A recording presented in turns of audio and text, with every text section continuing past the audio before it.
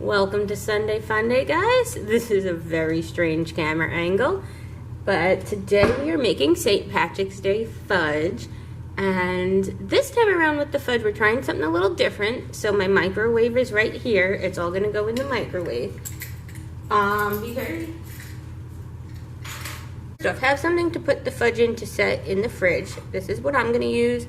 You can use a cooking sheet, you can use, whatever you have, as long as it can kind of handle hot materials, because we're going to heat stuff up and fit in your fridge. And then you're going to want to get a bowl and like either not a spatula, but one of those baking things. I have this nice spoon that'll work. I'm going to send you home with icing, a little bit of parchment paper, which I am flattening with my icing right now, so it'll sit nice in the pan. A little bit of green food dye. Be careful with it. It will stain your clothes, it'll stain your hands, it'll obviously come off your hands, but your clothes not so, not so sure there. And some white chocolate chips. Now, if you want to add, you can either like cinnamon extract or vanilla extract or whatever you would like. I personally have always liked the taste of white chocolate, so I'm not going to add any extract, but by all means if you want. Alright, so first we're going to add the chocolate chips.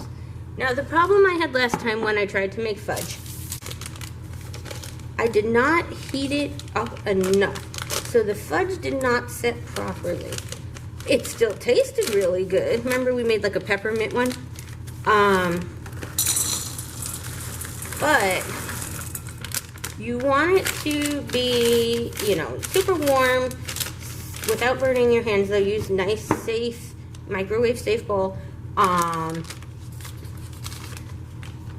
So it'll get the right consistency of fudge. If it's not melted all the way, you're gonna get a weird consistency and it's not gonna, harden enough. So lesson learned, and that's all. So we're gonna put this in the microwave for a minute and then stir it. And you're gonna keep doing it until it's a nice smooth consistency. So actually while it's microwaving, I'm going to transfer my icing to the bowl. Alright, so I'm putting the chips in for 1 minute to start, and then the directions say to check on it and stir it, and then put it in for 30 seconds every time after that. Okay, because you also don't want to burn them, but you want them to be melted all the way. Go. That is a lot of icing. And again, like the size of your actual pan that you're going to move the completed fudge into will determine, oh, there's the first minute, will determine like the thickness of your fudge. So if you want it a little thicker, something like that pan might be better. If you want it a little thinner, like a baking sheet, let me get another scoopy thing. Scoopy thing, that's the official term. Let me show you what I'm talking about, and then in the comments, you will know the name of this. Okay, is this a spatula? Because when I think spatula, I think something much bigger. Before I take it off of here and start the mixing, the official term for mixing, I'm going to take out our bowl. Now the bowl is hot, even though mine's a nice glass bowl. But see how it's not even like mixed a bit? I mean heated a bit. So I probably didn't even have to mix it together. I'm just gonna put this here because it's all going in there anyway. Since we saw with our eyes that barely worked, I'm putting it in for another minute. I'm gonna put this down. If your microwave is stronger than this one, it might have melted more. So be mindful of the times with your own microwave, okay? I'm gonna gonna keep doing this until I get it to a nice consistency so I can show you.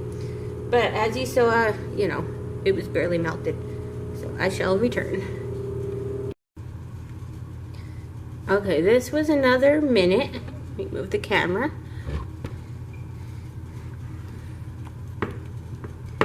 And it's actually, it's pretty creamy, right? It's pretty good melted. I'm going to microwave the frosting again, microwave safe bowl. 30 seconds or until liquid, it says. It already looks, excuse me, it already looks half liquid. I'm gonna keep moving this around, whether I have to or not. I don't know. I also don't want it to cool down too much though. Right, because we want it to be nice and warm so it turns into fudge.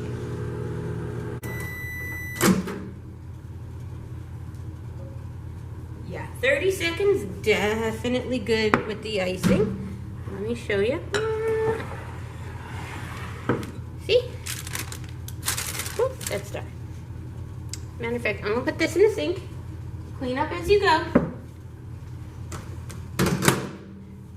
Because again, this is all getting mixed together so you can share the spoons. I have never seen liquefied icing before. I'm gonna add it now.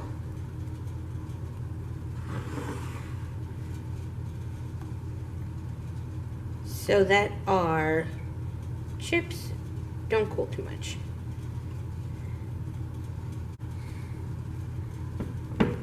There we go. Okay, so it just says stir them together until smooth. And then to add the extract. So stir, stir. It's thickening. That's good. All right, here's the food dye, so be very careful. This is what makes it St. Patrick's Day fudge. You can use it, you don't have to use it. Throw this away when you're done, because that's a mess. And mix. Oh, this will be cool. Oh, see, I already got it on my hands, but that's all right. I'll survive. I don't want to get it on my clothes, though. You want to be mindful of your clothes. And again, you can add like an extract. So if you want this to be vanilla, you can add that. If you want it to have a little cinnamon flavor, you could do that. I'm just gonna leave it as is. You guys should have plenty of parchment paper depending on the bowl you use. All right, so mine in this bowl should be a nice thick fudge. What you also want, ooh, look. Okay, the bottom didn't get mixed enough, but we can do that now. Here we go. Gotta put some muscles into it, right guys? When you're done with all this, what you're gonna do is you're gonna put a piece of plastic wrap on top. All right, there we go. And then you're gonna stick it in the fridge for at least 30 minutes. I'm actually going to check the directions for the actual time. 30 minutes to an hour, okay? And you can put it in the freezer, you can put it in the fridge, whichever you want, until it's firm, is what it says. That looks good. That looks like, this looks good. Okay.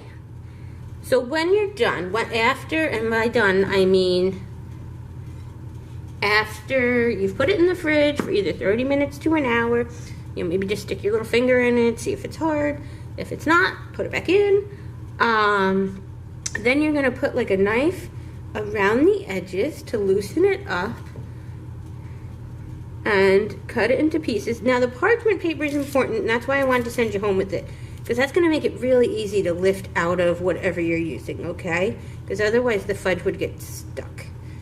And I hope you guys enjoy it. And it's nice and green, and we'll see. I'll take a picture later and put it on our Instagram. Follow our Instagram at Teen Boulevard. And then you'll see, a bunch of different projects we do. And then if you want to send pictures of your projects, I can also post them onto our Instagram and credit you on it. All right, I hope you guys had fun. And have a good Sunday. And I'll see you next week. Bye.